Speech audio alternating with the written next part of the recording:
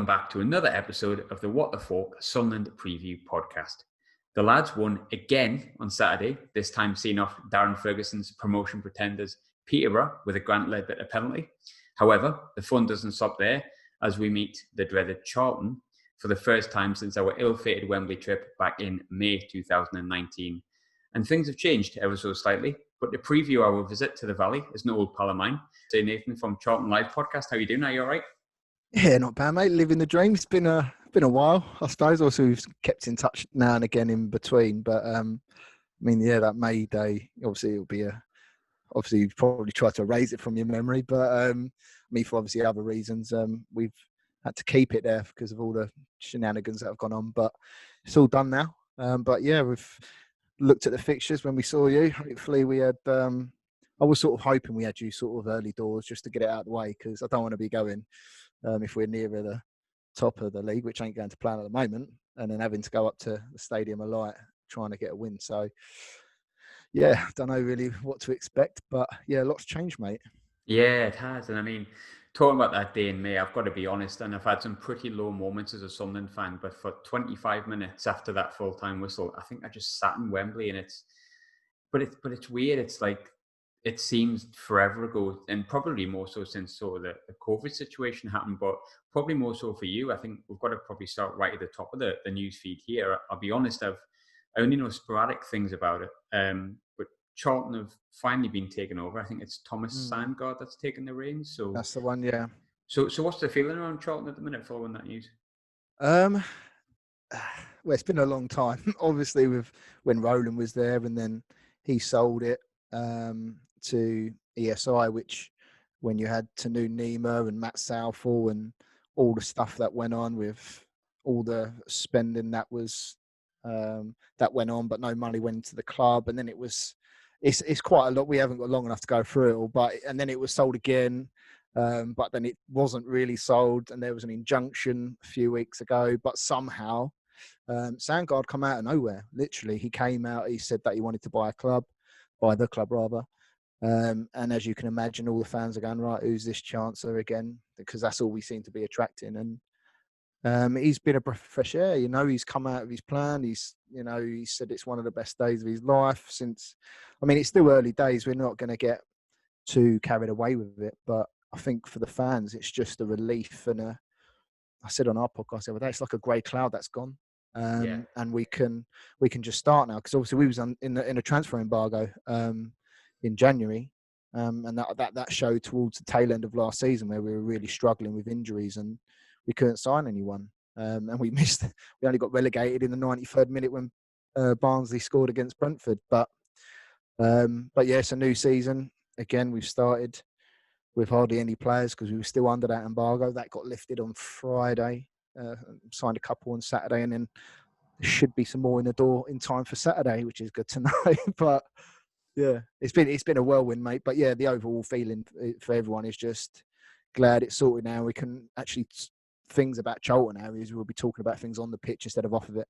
Yeah, because I think with Charlton, even going right back to the game where we won in the sort of 96th minute, the first game of the season with Gucci scoring, I think even then it was the conversation about Charlton wasn't necessarily about what problems you would present us. It was just like where Charlton were. But I was kind of reading when it happened.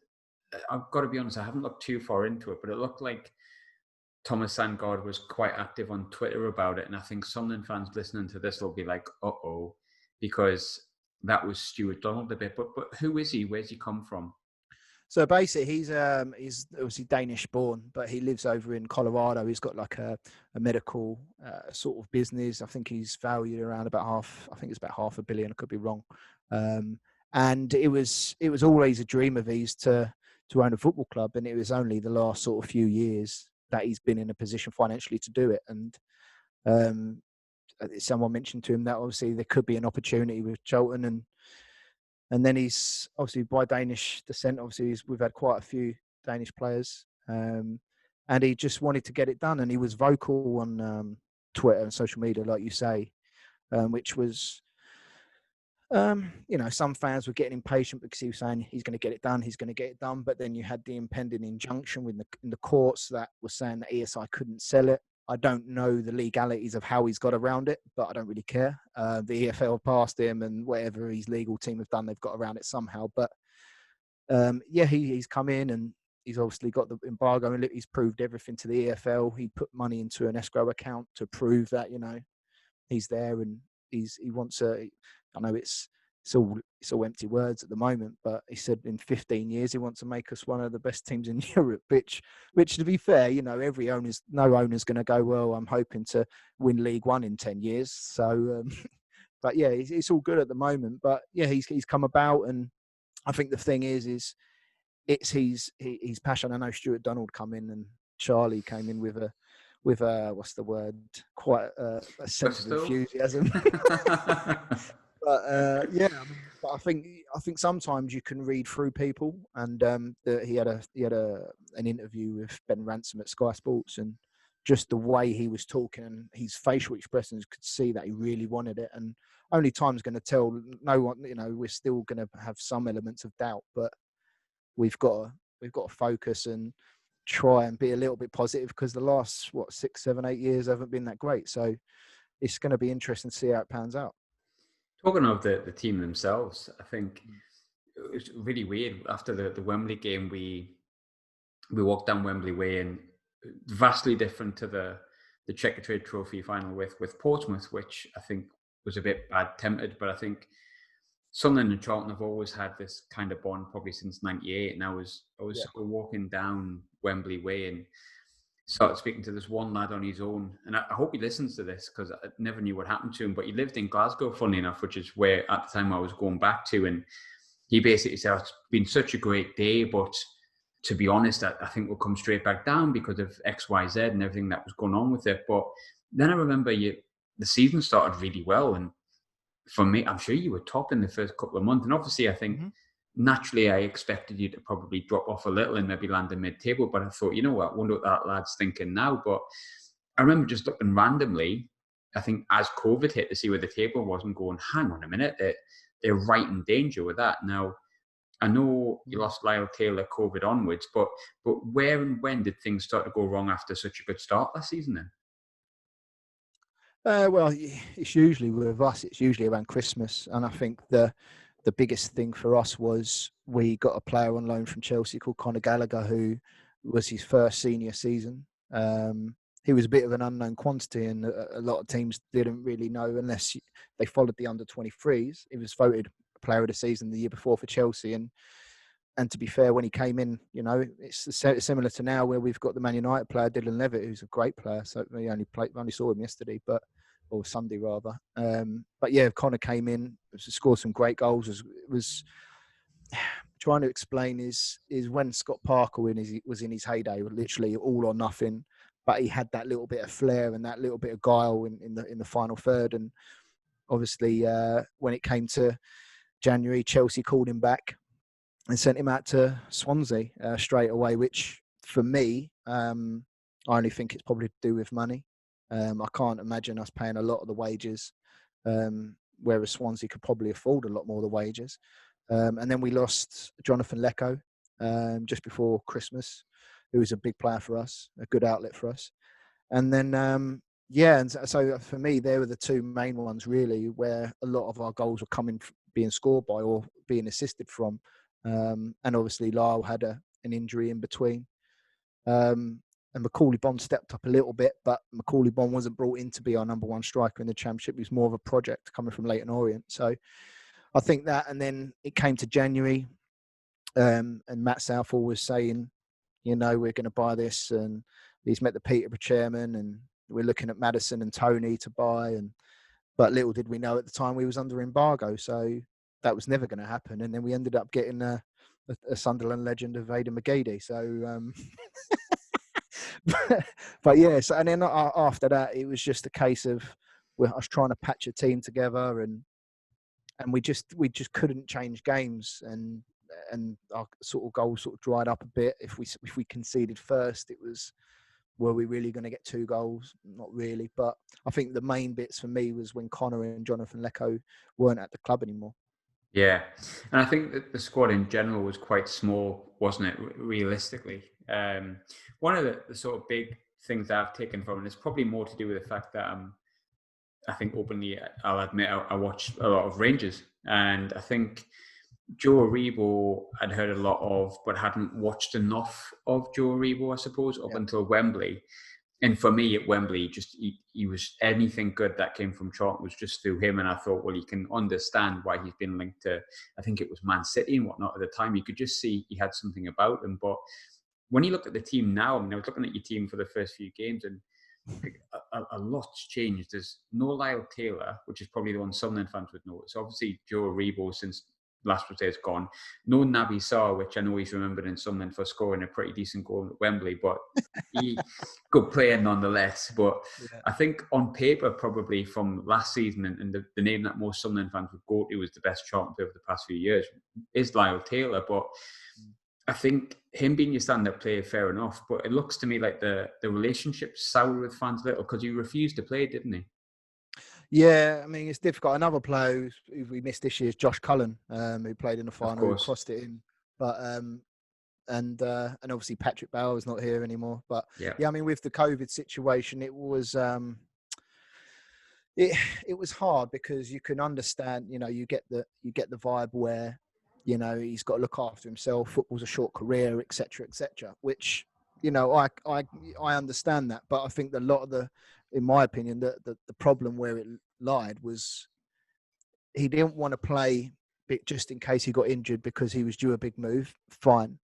But the problem is that if he turned around and said, well, I will play until my contract expires on the 30th of June, then but then after that, I'm not. Then you'll go, okay, fair enough. But it was the fact that he said that, you know, he's not going to play, which is he's right. But there was interviews beforehand, him saying when the contract thing was happening and a contract wasn't being offered, he'd come out and saying, I'm going to remain the model professional and blah, blah, blah, blah. But then when it happened, he never did. And I think that's probably where it soured a bit. I don't wish any harm on him. Obviously, him at Nottingham Forest aren't doing very well at the moment. I know that much. But I just think it was a bit of it was a letdown because he knew, Bowyer knew, and everyone knew. If we had Lyle Taylor those last games, I honestly think we would have stayed up because one goal would have done it. One win, Wigan or Birmingham, or one goal that we would have stayed up. And I think that's what really if it was just like Chris Solly has been there for years at Charlton, been there since youth, and he didn't play. But the difference is that Lyle was a game changer. Lyle could get you a goal out of nothing.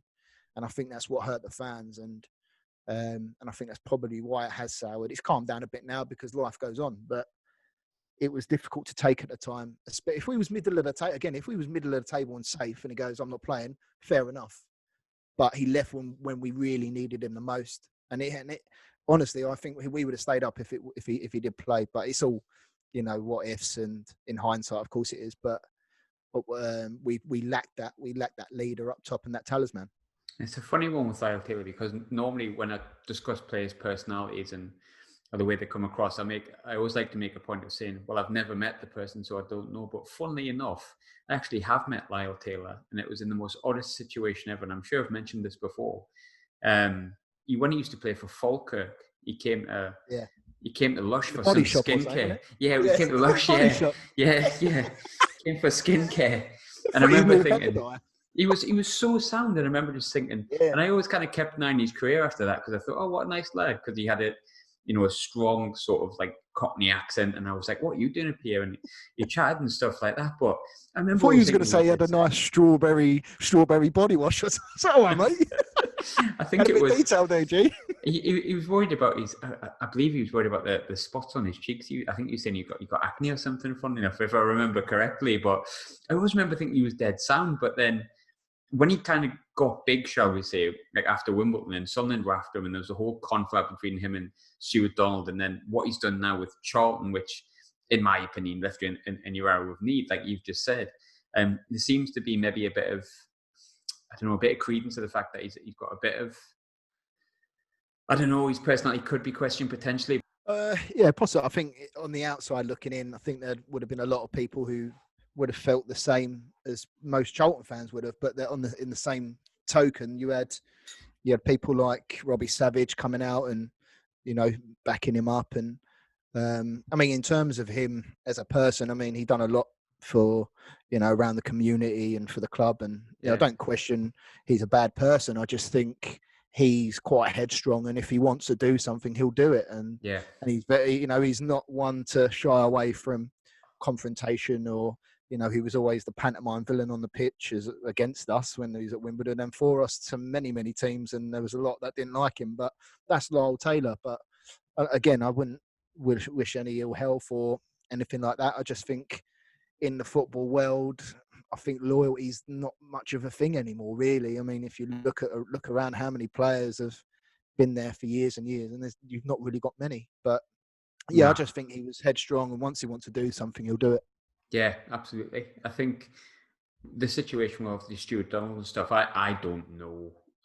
But I think with certain things that have happened with Sunderland since then, I'd be tempted to err on the side of Lyle Taylor, saying we probably didn't want to pay for that hotel that we claimed we did, and he said we didn't, or whatever it was. But I'd be tempted to err on his side these days as opposed to the way around. But nonetheless, he's gone. He's in the past, and I suppose onto your summer signings, you haven't signed many because of the situation, but you've signed some, I think, real genuine quality at this league, this level as well. I think Alex Gilbey, obviously great player, came from MK Dons. Ben Watson's done it for years, and I think even though he's not the right side of 30, he's gonna do a job at this level that the likes of like Darren Prattley probably did for you a couple of years ago, and still probably is at the minute. Well, I know he's moved to sort of centre back, and Connor Washington maybe not been doing it for a while, but he's came down from Hearts. They're kind of the standout signings from what I could see. But how have the new signings settled in the first few weeks? Yeah, plus, I mean, obviously on Saturday we got Akin Fenmo from Norwich, who's a centre half. He's a ball playing centre half, so he's more or less like a younger Naby. We needed to replace Naby on the ball at the back. Obviously, he's gone to Huddersfield. He's gone to Huddersfield. Adam Matthews is still not signed on, but I don't know if he's waiting for a better offer, because I think last season, I mean, once he got fit, he was, apart from Dylan winning player of the year, I think he would probably run it a close second, Adam Matthews. And I know he didn't really get a lot of time because he was on the injury table a lot up at you guys, but he'll be a good signing. Then you've got, Connor scored a couple. Again, it's hard really. Is he a striker? Is he a winger? It's a bit different where he's going to play, but he started well. Alex Gilbey, great sign, like you say, but he's out for a month now. He done his Achilles. He done his Achilles the other week, so it's probably he's in a boot, so it'll probably be a month, so you won't be seeing him on Saturday. And then Ben Watson, like you say, he's been there, done it, great experience at this level. Dylan Levitt, who come from Man United, who's a central midfielder. I mean, Nicky Butt, who runs the youth guys up at Man United, said he's one of the best passers at the club. And on Sunday against Lincoln, he was I called him Dylan Perlo. He was that his range of passing was unbelievable, and it's just a shame we haven't really got that pace to get on the end of it. And then we just got to hope, obviously, we can hold our resolve from any bids from Celtic for Alfie Doughty. So, but I mean, there's apparently, I don't know, I can't remember. I think Bowes wants another 4, 5 or 6 maybe before the transfer window. Whether or not they'll come in this week, I don't know. I'm hoping there'll be at least a couple this week, but it'd be interesting to see if he waits until the last minute. So obviously, you guys don't do too much homework.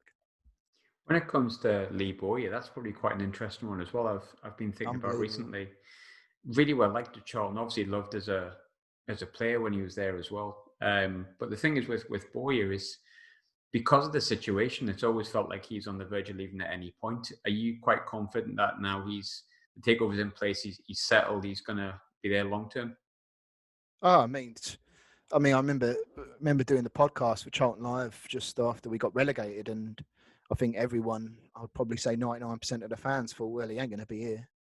He was linked with moves to Birmingham and Huddersfield and, a few other clubs. And I was amazed when he's still here. And even throughout this time, that he still remained here with Johnny Jackson as his number 2. And then the injunctions come along, and I was like, surely he's got to go here. Surely he's going to go. I mean, I don't know how he does it, but he's come out and, he's got a good contract, long contract. And he said that he couldn't just leave us in the limbo. And obviously he started with us when his career before he moved on to Leeds and had a great career there. But he obviously has an affinity with the club. And he obviously doesn't want to leave us there. So hopefully I think the thing is now for Bowes is that he's now going to be left to manage a football team instead of dealing with all the stuff in the background that a football manager shouldn't need to do. Which now Thomas is here, and hopefully he gets some people around him. So I think now Bowes is going to enjoy himself because he can focus on improving all the youngsters we always bring in. And I think I saw something the other day. I think we've always had at least one academy graduate in the match day squad. I think the last time we didn't was back in 2006. So, I mean, he obviously wants to keep progressing people, and even loan signings. I mean, the amount of loans we've had, and he's improved them as a player. You know, Christian Billick, you know, Joe Rebo, Josh Cullen, you know, all these players that have gone back, Conor Gallagher, all these players that have gone back and have done better, and that's what Bo's good at. So I think he's going to have a nice time there. Once he gets some signings through the door, he's got something to play with. I think it's almost like you do have to do that at this level, don't you? You do have to. I mean, you want to get into the Championship, especially if you're a Charlton or a Sunderland or, you know, clubs of that ilk. But I think a lot of the time it's about.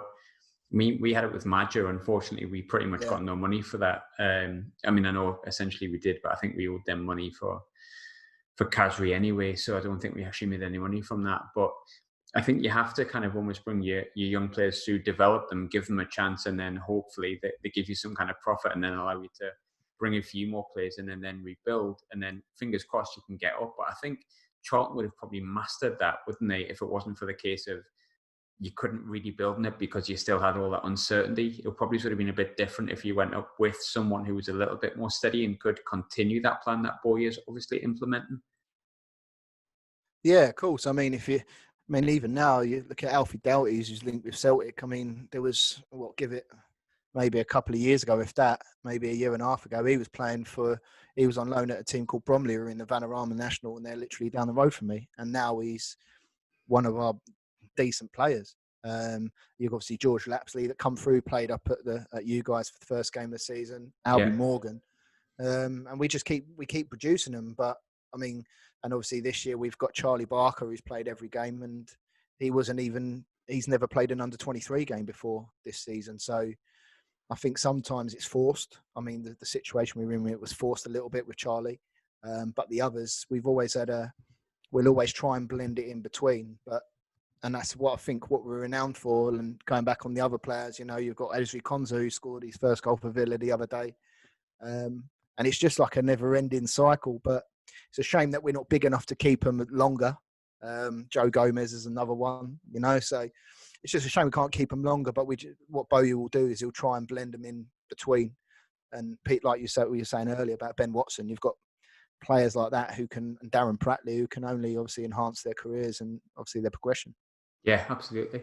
Talk about managers. I've suddenly developed into a very much a Parkian man after never really being a Phil Parkinson fan at all in any way, shape, size, or form. But fans of, like, obviously Colchester, Bradford, and probably Bolton as well quite liked Phil Parkinson. But I was looking through his time at Charlton, and for some reason in my head I was thinking he had a terrible time at Charlton. But I think his official record was played 114, won 44, drew 37, lost 33. So his win ratio comes to 38.60, which, aside from Sunderland and Colchester, is actually his best win ratio.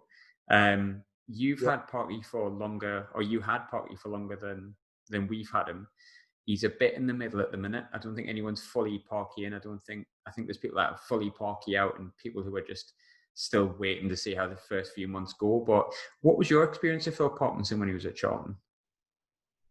Yeah, I mean, as a person, I mean, he was a really nice guy. I mean, from people I've spoke to, he was a really nice, polite guy. He obviously came in as Adam Pardew's number 2. And then he had a good time, and then obviously we went down, and I think we lost to Swindon in the playoffs, I think.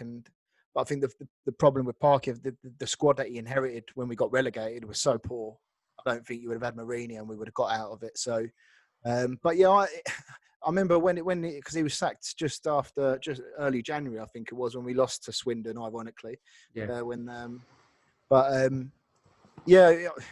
I could understand why, but I did feel a bit sorry for him because I actually didn't think he was that bad. But I mean, from his time here, he was quite an honest bloke. You know, he seemed like a nice chap. And, you know, we won some good games when he was here, you know, and he only originally came in, you know, as Pardew's number 2, and then Pardew left and he sort of took the mantle and put it us. I mean, I remember there was loads of games. I think there was one, but I can't remember which one it was, but I mean, the Swindon game that he lost was, I remember when he got sacked. And you always are going to have some people that are rumbling. And I think that was when we first started going into the League 1 years. And I think some people thought maybe we were a bit too good to be there. But as we all know, it's not that easy to bounce straight back up. But yeah, no, throughout his time there, he was there, 3 years, wasn't he? Or just under 3 years or something? Something like that. Yeah, I think so. Yeah, so I mean, he was fine. I didn't really have anything to grumble about, but it is what it is, and I think he's a good manager at this level. And I remember seeing there was some people that were, you know, up in Sunderland that weren't his biggest fan, which is fair enough. But I think if given the time, considering, you know, what he went through at Bolton, the stuff that he had to deal with there, I just think he deserves a bit of a chance to have a proper crack at something. And it looks as though that he's obviously getting a bit more of a chance up at you guys. I think he's got just coming up to a year now, isn't he? Yeah. Approximately. And his football leaves. We haven't played that well the past few games, truth be told, in terms of like free-flowing football, but we've got the job done, and he feels like that kind of manager. And maybe, I don't know, I've come to that point in Sunderland League 1 seasons where I just want the job done. I don't care how it's done. So, but I'm sure there'll be people that disagree with me, and some people really hate Parkinson. But yeah, not too bad for someone who looks like a substitute teacher, to be fair, at the moment, because he does. I remember seeing. I remember the first game of the season. I remember I think you got injury. Did you get a really late goal against Bristol or something? Bristol Rovers. We scored like 85th minute. And I remember I thought, oh, that was close.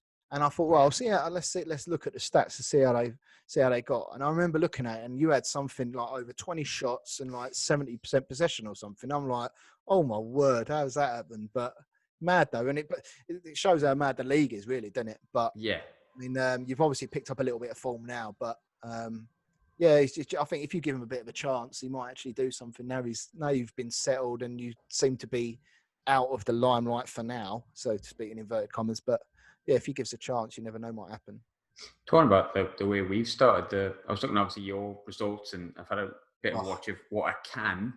Yeah. It's not started too well, but one thing I've kind of realised about Charlton is, I think a few people said, you know, maybe playoffs because of things that were going on at the start of the season.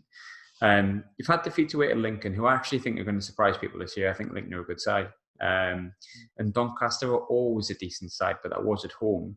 But is it a disastrous start because you were expecting to come straight back up, or because of the situation, do you have a little bit more patience with results like that and think, you know, onwards and upwards, we can win Saturday and still be in around the playoff places, the automatic promotion slot? So are you just looking to have a bit of like consolidation this season for once and not have any drama?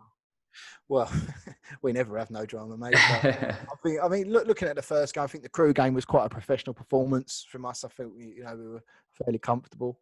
The Donny game was weird because we started the game and we started on fire, and then they scored through a deflection, and then we just seemed to just lose it. We just seemed our heads just went. And then the same on Sunday against Lincoln. You know, first 45 minutes, we were absolutely. I think we had like 11 shots or something in the first 40, and they didn't have one, and literally pummeling them. And then I don't know if you've seen the goal, but they got a penalty, which was saved. So it was headed back to the penalty taker, who was 2 yards offside, and they scored. And the ref said, "Well, if we said it was offside, we would have guessed because the referee didn't, the lino weren't in line." So Bowyer was saying, "Well, you've obviously guessed that he was onside." Which was annoying going down 1-0. But second half we weren't good enough, and when we ended up losing 2-0. But in terms of the start, I think if knowing the situation and that we hardly have any players, it's disappointing. Of course it is. You want to win every game, but in hindsight, you look at it and go, well, let's write those off. Write those 2 games off. And I think another thing probably have to think about is not just with us, it's with Sunderland, with every single club, is if no one's really had a proper pre-season. And And I said on the podcast the other day, I said, I'm not really going to start looking at things properly, league tables and stuff, till 5, 6, 7 games into the season, because it's going to take some time to get into the swing of it. And you can tell the level isn't there. You can tell the level isn't there as in terms of performance and fitness. But I think give it time, it'll all start panning out nicely. But once we get some signings in, hopefully it starts improving. Whether or not we'll have a late surge again into the playoffs or into the top 2, who knows? But if it's not this year, it's still only 3 games in. If it's not this year, it's fine. But at least now the main thing for us is that we've got the stuff in the background sorted now, and we can forget about that and focus stuff on the pitch and getting behind the boys on both. I noticed in both games, I think all 3 games actually, it looks, I could be wrong because Google's not always the best, but I watched the highlights and it looked like it might have been right for once, but you're in like a traditional 4-4-2. Is that what you're going for this season? Yeah, so obviously when we was last in League One, Bowie was, he played the diamond a lot. Yeah. And what we've tried to do, obviously because of personnel, we've had to probably switch from a 5-3-2 where we've got 3 centre halves, because we was blessed with good centre halves, last season, and we've never really been blessed with natural width. We had Andre Green for a bit, but then from Aston Villa, but he got injured, and we've got Alfie now. But even now, we've set up between, we've had a 4-3-3, we've gone 3 at the back, we've gone a flat 4-4-2 like we did on Sunday. So we're a little bit more flexible and fluid in our selections, but we haven't really got any natural width apart from Alfie Doughty. And sometimes, as much, it's hard. A mate of mine said it's like Bale going forward in terms of transition and running with the ball, but then getting to the final third, it's his inexperience. His decision makings and his final ball just needs to be that little bit better. But so I think Bowie is probably trying to change it up. I think the difference is, I think when you play a diamond, which again we had the players to play the diamond last year, a lot of teams couldn't cope. But I think if you come up across teams who like the width and have got 2 really quick, tricky wingers, they stretch you. And then I think that's sometimes where we got undone last season, especially towards the tail end of the Championship. So I think Bowie is obviously looking at it and just trying to have different players to suit different games, because I think in League One, he always said that we were probably one of the fittest in the league.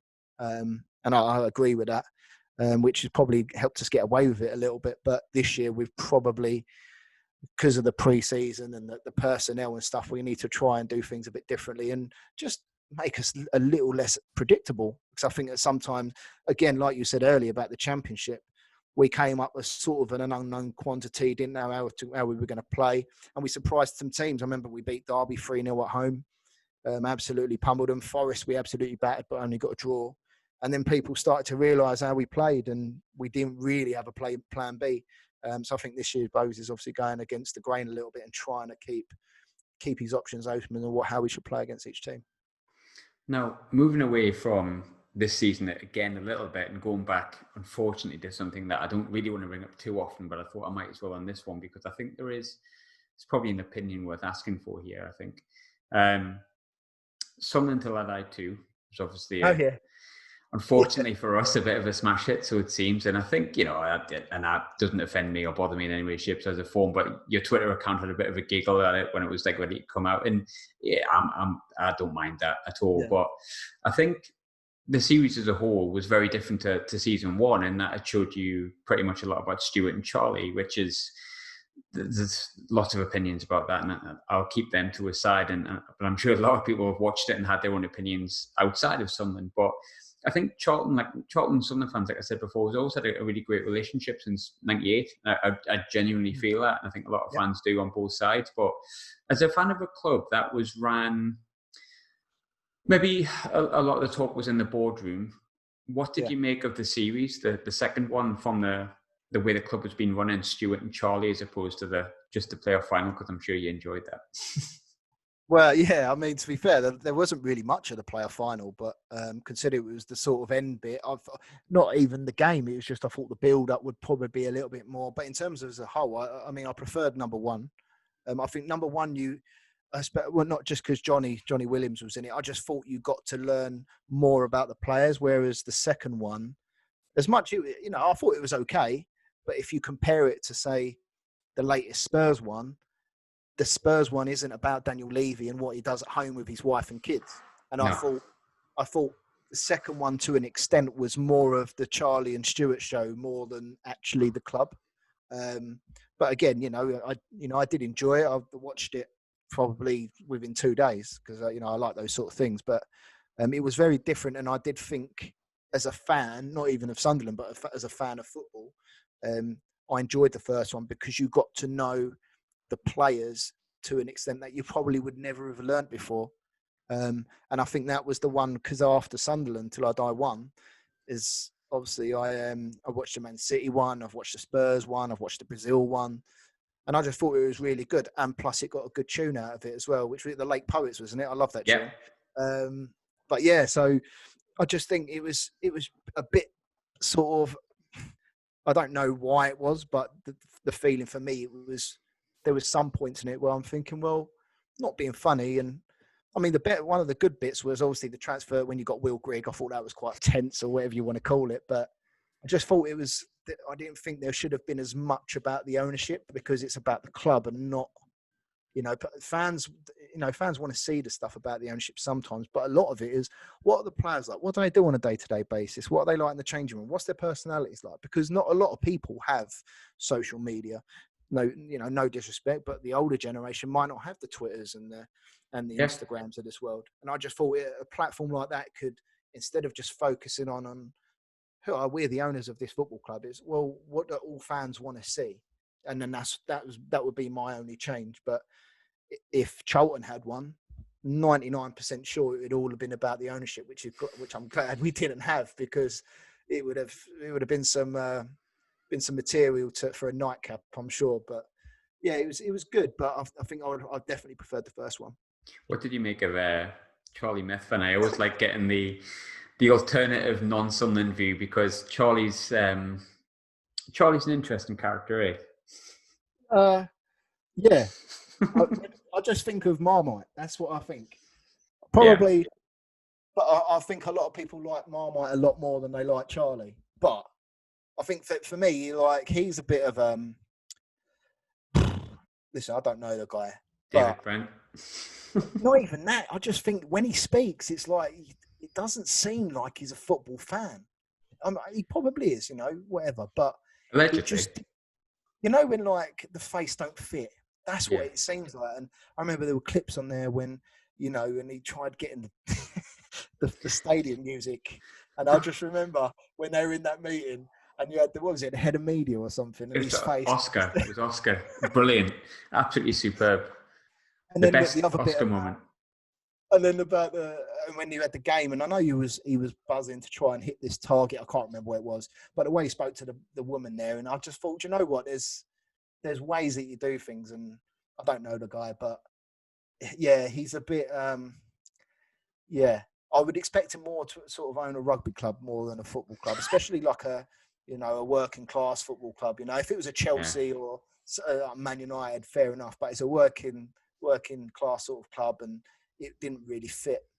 Yeah, and it's felt, to be honest, I think people quite liked him at the start, and it's one of those things when you have the dawn of a new era, you want it to be, you want it to do well, and I think there's a lot of people who nowadays do the whole "I told you so" sort of thing, and it's annoying, and it's made us probably a little bit more hardened towards anyone new that comes in. Like we every Sunderland fan, whenever we get linked to someone, we now vet like everything about them, because I think we were a little bit taken in by the kind of openness and the niceness, and it's annoying that it felt like our desperation was sort of preyed on in some way, but this is in charge of the club, I guess, so I better be careful what I say, but nonetheless. I think it's similar to sort of what we had with Matt Southall when he came in. I mean, on his first game, he got a standing ovation walking through one of the lounges, and I just think a lot of people are a lot more apprehensive now, and their fingers have been burnt before, and it don't want to happen again. And it's hard because the new owner, whoever that will be, he could actually be really genuine, but people won't forget, what they tried to do, or what we perceived them to try to do. So, but yeah, I can understand every fan of why they're a bit apprehensive of the whole situation. Yeah, no, me absolutely, especially being like as a Sunderland fan, 100%. But during that the series itself, obviously at that point, Aiden McGeady was our key player, and it's a hill that I'll die on. I'd like to see Aiden McGeady come back into the side, and I know that many people disagree with me on that, but opinions make the football world go around, right? That has changed beyond belief, as you well know. Doesn't even have a squad number now. He spent the second half of last term on loan to yourself. What did Charlton fans make of him? Um, you know what? I mean, I think he played 10 times for us, I think, but I can't even name you the 10 games he played. I can't even name you 10 things he'd done. And I don't know if he was fully fit. I know it took him a couple of weeks when he signed. He weren't in the squad for maybe a week or so, but he didn't look fit, in my opinion. I don't know if he was stopped training when he was up there with Parky or whatever, but I must admit, with the pedigree that he's got, he's played in Russia, played in Champions League and Ireland, and I was expecting a bit more, but nothing really. I don't even think he set one up. I don't think he got an assist. So it's a bit of a disappointing one, really, because I mean, obviously, when Lyle went, you're looking around at, or especially if he wasn't starting, because he didn't start many. When you're looking at the bench and you're thinking, right, game changers, who we got? We've got, well, hang on, we've got Aiden McGeady here. He's not some little ragamuffin from a Sunday league team, So, but it never sort of come to fruition, unfortunately. And I didn't really. We'll put it this way: in 2 years' time, if someone says to me, "Oh, do you remember Aiden McGeady played for you?" I'll be like, "Oh yeah, of course he did." Yeah. It's like one of them ones. It's not like, "Oh right, yeah." So like I don't know, you'll always got one of your players that you will always forget that played for you. But it would be Emmanuel Aboué for us. He never actually played. Oh, there you go. He paid. I think he had to. We signed him, and then he owed money to his agent. And his agent won in some kind of FIFA court case and banned him from football, and he's never played football again, as far as I'm aware. Aboué is the one that always comes to mind because or Adam Matthews. Adam Matthews. There you go. Now, we sort of spoke off air about Adam Matthews, to be fair. Now, I'll tell you what I was actually going to ask about. I was going to actually ask about Jonny Williams, but I'll ask about both because off air, you were obviously saying that Adam Matthews you quite liked him. To us, he was here for years. And when he eventually did play, we were in League One. He got injured, as he always did. And Luke O'Nien came in at right back, and that was the end of Adam Matthews. But you quite liked him. Yeah, I did. I mean, last year, obviously, with us, when we played at Diamond, obviously, he offered us an outlet. Our left back, Ben Purriton, isn't the great, even though he's, ironically scored against you guys, but he's not actually that good going forward. He's not good. If he gets the ball out wide, he won't pick up many assists. He's one of those, a 7 out of 10 left back, don't really do much wrong, but doesn't do much going forward. Whereas Adam was always high, always wide, and offered us something different. And I think apart from Deals and maybe Josh Cullen, I think he was probably one of my players of the year. And I think that's echoed a lot across the fan base. He's been brilliant. And he was out of contract. There are rumours that he might be involved. But for me, I think he's better than League One from if he stays fit, which he did last year. He was a regular, and he's probably the first name on the team sheet again probably after Josh and Dylan. But so he's really good. So hopefully we can get him back because we haven't got a recognised right back at the moment. That's where Charlie Barker's playing, and he's a centre half. Jonny again. It's just you're managing him, aren't you? Really. He still ain't scored for us, which I mean he's loved by the Charlton fans, absolutely adored. Probably because he's ex-Palace as well, probably boosts it up a little bit. But he's adored by every Charlton fan. And one thing we did reconcile. I think his first ever appearance for us was off the bench against you guys when I think it was back in January. I think it was 1-0. I think it was. Yeah, it was. And, so that was his first game. And what we did know is he's obviously great on the ball, but his work ethic. I mean, I never thought I'd see it when you see him first. He sort of does his little bit in the final third and then just stops. But now Bowyer gets him running. If he ain't running, he'll drag him off. He set up a couple of goals, but everyone loves him down there. And it's just a shame that we've just got to manage him because he come on Sunday, but I think you just need to run in the side. But it's trying to find Johnny's best position because if you put Jonny Williams in a number 10, you are more or less playing with 3 up top, really. And do you play him out wide and him cutting in? So, but then So it's difficult. We're going to try and find him. So it does seem like he's filling in as an impact player. But yeah, he's loved by every Charlton fan for sure. Played for us during a really difficult period, and I think he was injured so often for us. We never really got a chance, but there was occasional glimpses if you've seen a player that could really carry a ball. And I think he had from memory, had a really good game at Wembley when he came on, obviously against us. And I think that was a game he deserved to win. But I feel like when he came on, that kind of turned the screw. Stretched and that was you just, a little bit, didn't he? Yeah, it was just something all over. He kept stretching your right O'Neill, and obviously Ledbetter doubled up on him. And I think, yeah, when he sent on that left-hand side, he kept stretching you, and I think we got a couple of free kicks down that side. But yeah, he's a good player. It's just it's a case of you want him to play every week, but you know he can't. So it's picking and choosing what games he can play. He's never going to play a Saturday, Tuesday. So, but yeah, no, he's adored, and obviously I think with Charlton fans, obviously seeing the Sunderland documentary, the first one, you can see him as a person as well. And he's loved around the training ground. He's a really nice lad. And but yeah, we're just hoping that he scores a goal. I don't know who that'll be. Maybe it will be Saturday. Who knows? But we just want him to score. Just it'll be euphoria. But we'd rather him wait until the fans are back.